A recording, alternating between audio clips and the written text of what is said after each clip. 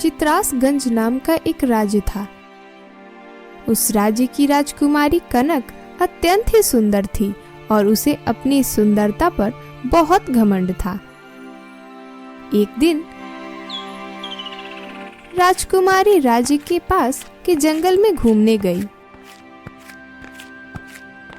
तभी राजकुमारी ने एक सुंदर सा हिरन देखा। अरे वाह, ये हिरन कितना सुंदर है, लेकिन हाँ, ये मुझसे अधिक सुंदर नहीं है। अगर ये मुझे मिल जाए तो इसे मैं अपने पिंजरे में रखकर रोज इसकी सुंदरता निहारूंगी। इतना कहकर राजकुमारी उस हिरन को पकड़ने के लिए उसके पीछे गई और वह हिरन राजकुमारी को अपने पास आते देखकर उनसे दूर भागने लगा और राजकुमारी उस हिरन के पीछे जाने लगी। वह हिरन भागते भागते राज्य से काफी ही दूर आ चुका था और राजकुमारी भी उसका पीछा करते करते एक अनजान राज्य में पहुंच जाती है।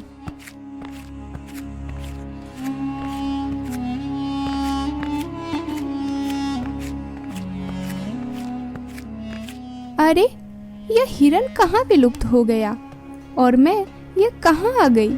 ये हमारा राज्य चित्रासगंज नहीं है, यह तो कोई दूसरा राज्य लग रहा है। यहाँ तक आते आते काफी थक गई। कुछ देर इस वृक्ष के नीचे विश्राम कर लेती हूँ। जैसे ही इस राज्य का कोई व्यक्ति दिखेगा तो उससे अपने राज्य का मार्ग पूछ लूंगी।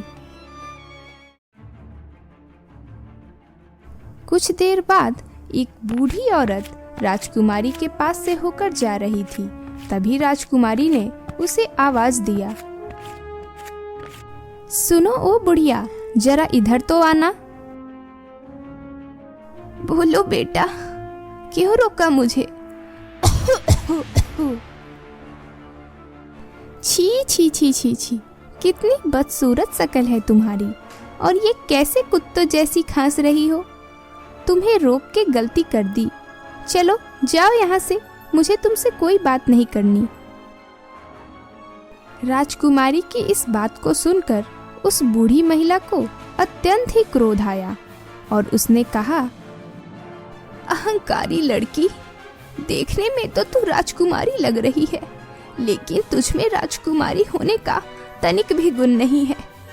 तुझे बहुत घमंड है ना अपनी खूबसूरती पर। जा, मैं तुझे श्राप देती हूँ, तेरा यह चेहरा एक कुत्ते के रूप में बदल जाएगा।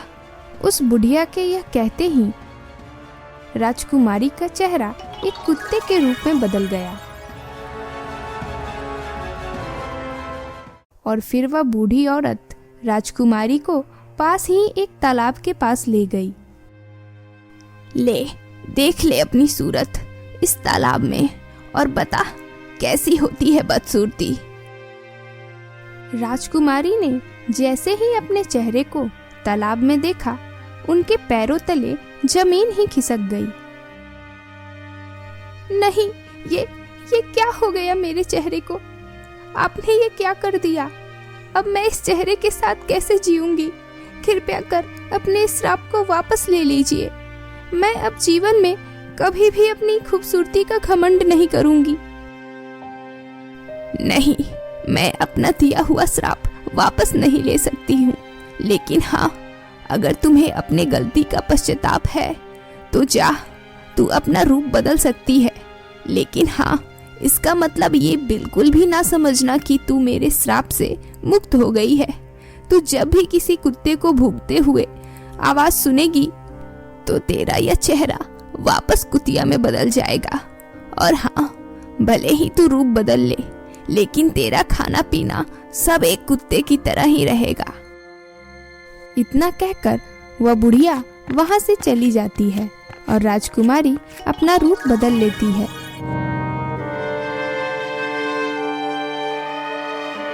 ये मैंने क्या कर दिया?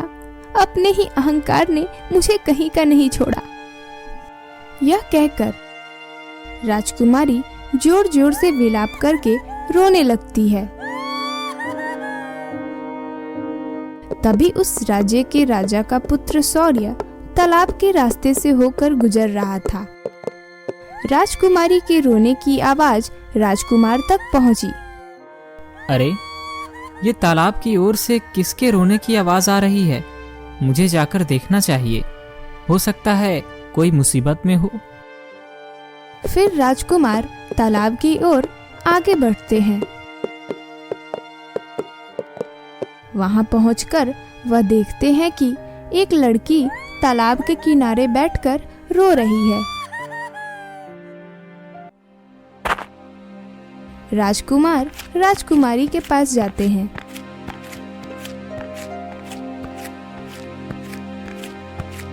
और उनसे पूछते हैं, आप कौन हो और यहाँ बैठकर क्यों रो रही हो? मुझे बताइए, शायद मैं आपकी कोई सहायता कर सकूं। राजकुमारी मन ही मन सोचती है, अगर मैंने इन्हें सच बता दिया कि मैं क्यों रो रही हूँ तो ये यहाँ से चला जाएगा और मेरी मदद नहीं करेगा। क्या हुआ? आप कुछ बोल क्यों नहीं रही? मैं चित्रांशगंज राज की राजकुमारी हूँ और मैं यहाँ भटक गई हूँ। मुझे समझ नहीं आ रहा है कि मैं अपने राज्य वापस कैसे जाऊँ। अच्छा, तो यह बात है। मैं इस राज्य का राजकुमार सौर्य हूँ। आप चाहो तो मेरे साथ मेरे महल चल सकती हैं। वहां विश्राम करने के बाद आप अपने राज्य वापस चले जाना। ठीक है, चलिए। फिर राजकुमार और राजकुमारी महल जाने के लिए निकल जाते हैं।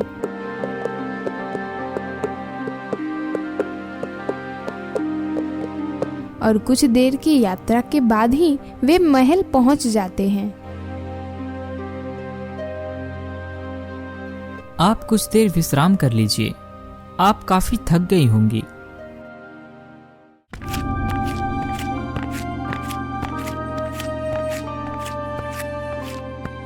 युवराज, आप शिकार से खाली हाथ ही क्यों लौट आए?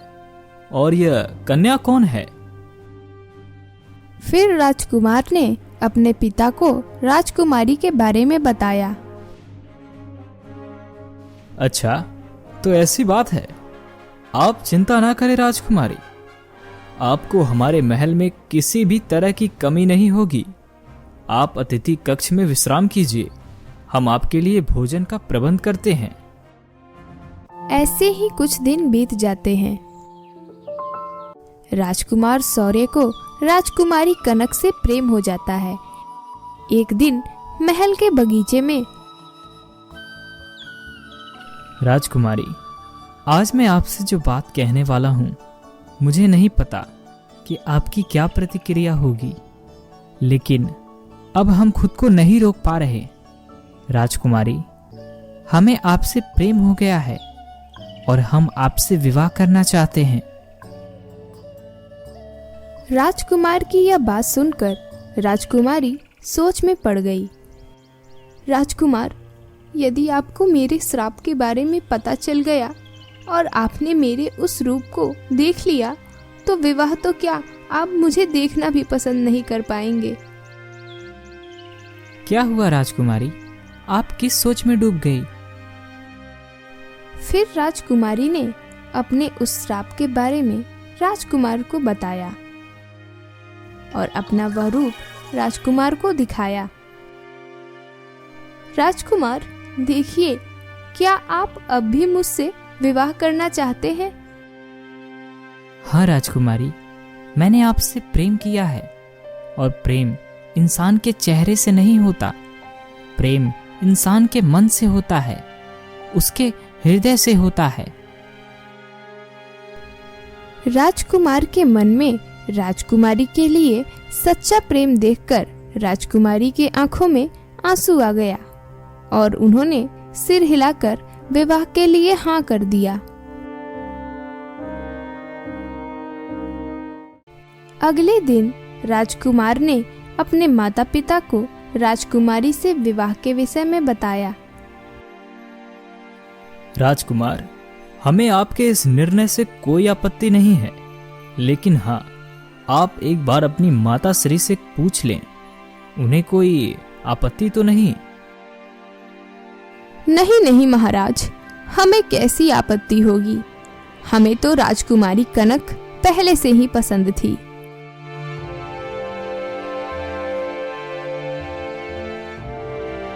तो ठीक है, आज से ठीक 1 हफ्ते बाद राजकुमार और राजकुमारी का विवाह होगा। अगले दिन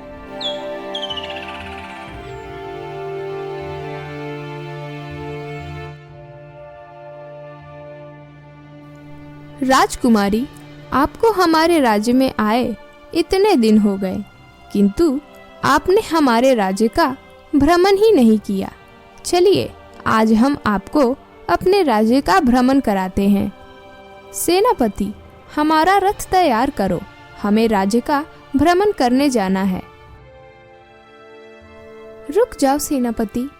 महारानी, हमें रथ यात्रा से ज्यादा पद यात्रा पसंद है, इससे शरीर भी स्वस्थ रहता है। बात तो आप उचित कह रही हैं। ठीक है, चलिए हम पैदल ही चलते हैं। फिर राजकुमारी और महारानी राज्य के भ्रमण के लिए निकल जाते हैं। जैसे ही वे दोनों कुछ दूर आगे जाते हैं, तभी उनके सामने एक कुत्ता आ जाता है और भौंकने लगता है।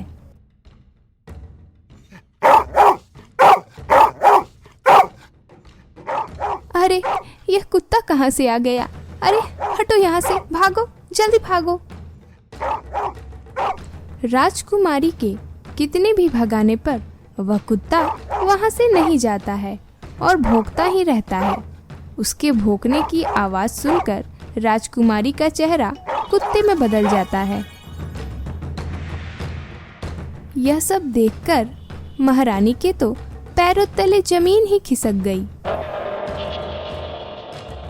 अरे, ये सब क्या है? राजकुमारी, आपके चेहरे को यह क्या हुआ? इस चेहरे को देखकर घिन आ रही है। महारानी, दरअसल हुआ यूं कि, अरे मेरी बात तो सुनिए महारानी। फिर राजकुमारी ने अपने श्राप के बारे में महारानी को बताया, जिसे सुनकर महारानी अत्यंत ही क्रोधित हुई।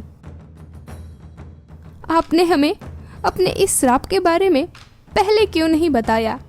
क्या राजकुमार को इसके बारे में पता है? जी महारानी, मैंने उन्हें यह सब बताया था। हम आप दोनों का विवाह हरगिज नहीं होने देंगे। चलिए, महल वापस चलिए, हम आपकी यह हकीकत महाराज को बताएंगे।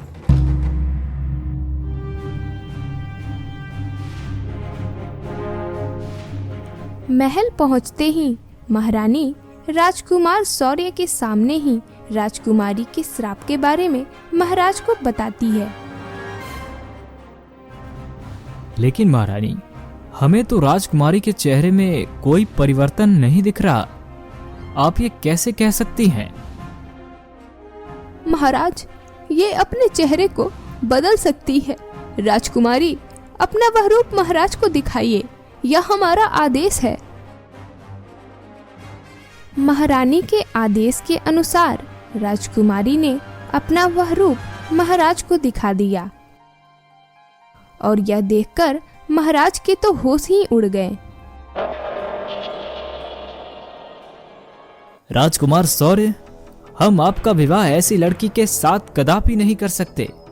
सैनिकों, इस लड़की को हमारी आंखों से दूर कर दो और इसे छोड़ाओ इसके राज्य में। रुक जाइए पिताश्री, राजकुमारी यहां से कहीं नहीं जाएंगी। हमने राजकुमारी के चेहरे से प्रेम नहीं किया, हमने राजकुमारी के हृदय से प्रेम किया है और हृदय का कोई रूप नहीं होता। अगर हम विवाह करेंगे तो सिर्फ राजकुमारी से ही करेंगे, अन्यथा जीवन भर कुंवारे ही रहेंगे। राजकुमार की यह बात सुनकर राजा और रानी सोच में पड़ गए कि आखिर इस समस्या का क्या समाधान निकाला जाए। कुछ दिनों बाद राजा अपने बगीचे में उदास मन से बैठे हुए थे। तभी वहां उनके मंत्री आते हैं।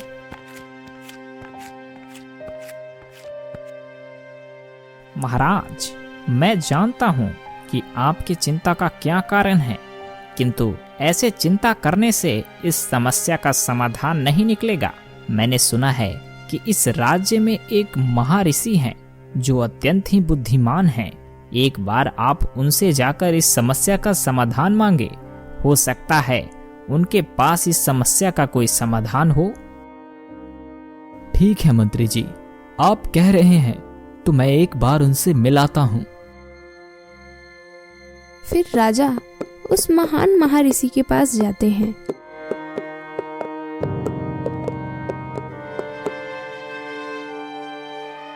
और अपने समस्या के बारे में उन्हें बताते हैं। देखो राजन, राजकुमारी कनक अपना श्राप अपने ही अहंकार के कारण भोग रही है, लेकिन हाँ, चूंकि राजकुमार शौर्य राजकुमारी से सच्चे मन से प्रेम करते हैं, तो यदि तुम राजकुमारी और राजकुमार का विवाह करवा देते हो तो राजकुमार के सच्चे प्रेम के कारण राजकुमारी का श्राप कट सकता है। ठीक है महर्षि, यदि ऐसी बात है तो हम तुरंत ही उन दोनों का विवाह संपन्न कराते हैं, और मैं चाहूंगा कि उन दोनों का विवाह आपके हाथों ही संपन्न हो। अगले ही दिन राजकुमार और राजकुमारी का विवाह संपन्न हो जाता है, और इस तरह से राजकुमारी कनक का श्राप खत्म हो जाता है और उनका अहंकार भी समाप्त हो जाता है।